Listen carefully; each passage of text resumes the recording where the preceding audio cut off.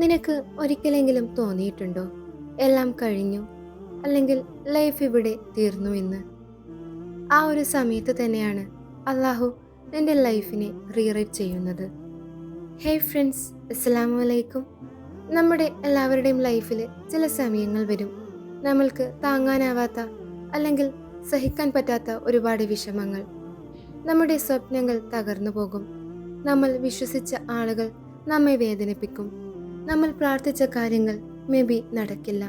അപ്പോൾ നമ്മൾ ചോദിക്കും, യാ അല്ലാ, എൻ്റെ ലൈഫ് ഇവിടെ അവസാനിച്ചോ, അല്ലെങ്കിൽ ഞാൻ എന്ത് തെറ്റ് ചെയ്തത് കൊണ്ടാണ് എനിക്കിങ്ങനെ സംഭവിക്കുന്നത് എന്ന്. പക്ഷേ സത്യത്തിൽ ഇതൊരു ശിക്ഷയല്ല, ഒരു പുതിയ തുടക്കത്തിൻ്റെ സൂചനയാണ്. തീർച്ചയായും അള്ളാഹുവിൻ്റെ പ്ലാൻ എന്നത് നമ്മൾ കാണാത്ത ഒരു ഭാഗമാണ്. നമ്മൾ കാണുന്നത് വളരെ ചെറിയ ഒരു ഭാഗം മാത്രമാണ്. പക്ഷേ നമ്മുടെ ഓരോരുത്തരുടെയും സ്റ്റോറി അത് അള്ളാഹുവാണ് മുഴുവനായും അറിയുന്നത്. ഖുർആനിൽ തന്നെ അള്ളാഹു പറയുന്നു, നിങ്ങൾക്ക് ഇഷ്ടമില്ലാത്ത കാര്യം നിങ്ങൾക്ക് നല്ലതായിരിക്കാമെന്ന്. നമ്മൾക്കറിയുന്ന ആ ഒരു സിറ്റുവേഷൻ അത് നമുക്ക് ബെറ്ററായ ഒരു ഫ്യൂച്ചറിൻ്റെ വാതിലായിരിക്കാം. സബർ എന്നത് വെറും കാത്തിരിപ്പ് അല്ല, വിശ്വാസത്തോടെ കാത്തിരിക്കുന്ന ഒരു പ്രോസസ്സാണ്. നീ കരഞ്ഞുകൊണ്ട് സബർ ചെയ്താലും അത് അള്ളാഹുവിന് വിലപ്പെട്ടതാണ്. നിന്റെ ഓരോ കണ്ണുനീരും അള്ളാഹു കാണുന്നു, കേൾക്കുന്നു. നിന്റെ പ്രശ്നങ്ങൾ, വിഷമങ്ങൾ അത് എല്ലാവരോടും പറഞ്ഞില്ലെങ്കിലും രാത്രിയിൽ നീ അള്ളാഹുവിനോട് പറയുക. ആ നിശബ്ദമായ ദുആകൾ അതൊരിക്കലും നഷ്ടപ്പെടുന്നില്ല. തഹജ്ജുദ് സമയത്ത് കരഞ്ഞ ദുആ അത് നിങ്ങളുടെ ലൈഫ് തന്നെ മാറ്റും.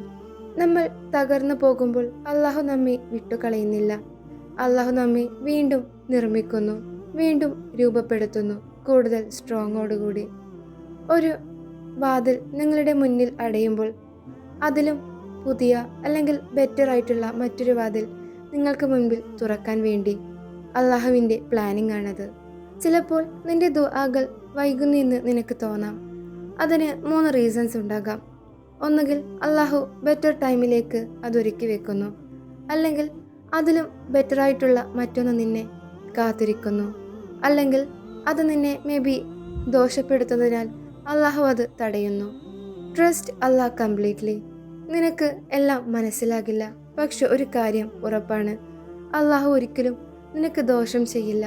വിട്ടുകളയാതെ അള്ളാഹുവിൽ വിശ്വാസം വെച്ചാൽ മതി. നിനക്ക് നഷ്ടമായതിനേക്കാൾ നല്ലത് തീർച്ചയായും കിട്ടും. നിന്റെ ഹൃദയം തകർന്നു പോയ നിമിഷങ്ങൾ, അപ്പോൾ ഓർക്കുക, അള്ളാഹുവാണ് ഹൃദയങ്ങൾ സുഖപ്പെടുത്തുന്നത്. ഖുർആൻ എന്നത് ഒരു ഹീലിംഗ് ആണ്. നമസ്കാരം എന്നത് ഒരു റിലീഫാണ്. ഇപ്പോൾ നീ വളരെയേറെ താഴെയായിരിക്കാം, അല്ലെങ്കിൽ ഒരുപാട് തകർന്ന അവസ്ഥയിലായിരിക്കാം. പക്ഷേ ഇതൊരിക്കലും നിന്റെ സ്റ്റോറിയുടെ എൻഡിങ് അല്ല, അല്ലെങ്കിൽ അവസാനമല്ല. ഇത് നിന്റെ കംബാക്ക് സ്റ്റോറിയുടെ ബിഗിനിങ് ആണ്. ഒരു ദിവസം നീ തിരിഞ്ഞു നോക്കും, ഇന്ന് നിനക്ക് സംഭവിച്ച വേദനകൾക്ക് നീ നന്ദി പറയും.